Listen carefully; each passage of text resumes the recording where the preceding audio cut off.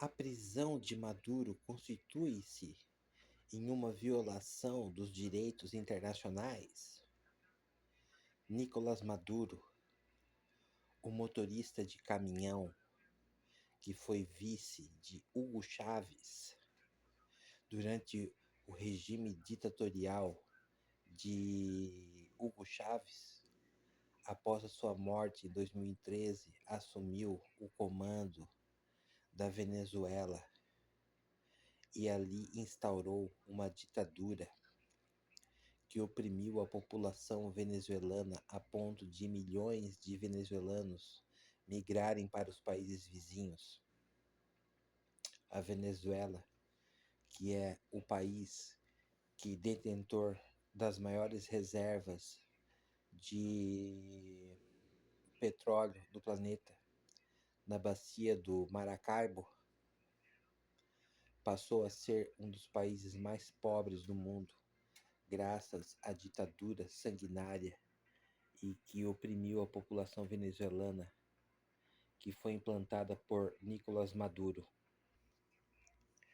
Entre inúmeras medidas adotadas por esse ditador, uma delas foi estatizar toda a cadeia de petróleo do país, tomando de empresas norte-americanas a posse da extração do petróleo no território venezuelano. Donald Trump, um indivíduo com a ideologia da extrema-direita fascista, assumiu o comando dos Estados Unidos pela segunda vez, após ter vencido as eleições contra aquela Kamala Harris, californiana. Como esse é talvez o último mandato de Donald Trump, esse fascista, ele pretende tomar algumas atitudes que não seriam tomadas por pessoas responsáveis e que teriam no comando o poderio militar que tem os Estados Unidos. E então, esse indivíduo ordenou diversos ataques a países nesse seu segundo termo. E ontem culminou com o ataque à Venezuela e o sequestro, o rapto, a captura de Nicolás Maduro. Qual será o precedente, o precedente disso?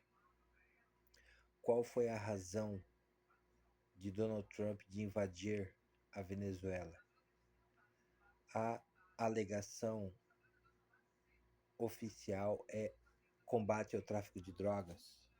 Só que o país que mais produz drogas no mundo é a Colômbia.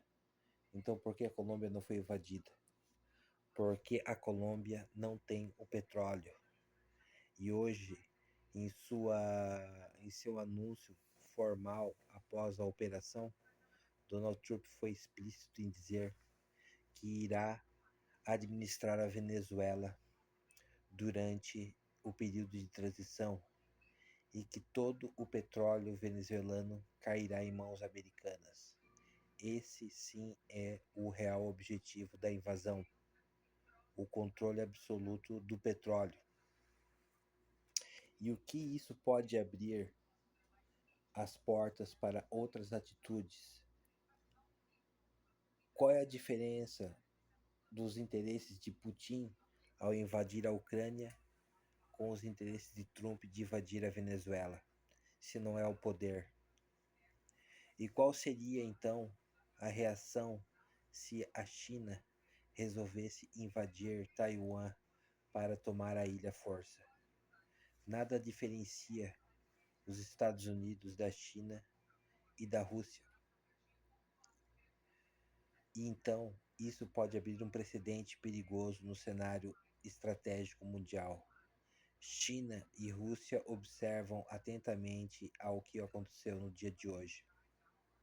Isso pode abrir um precedente sem tamanho para os próximos anos.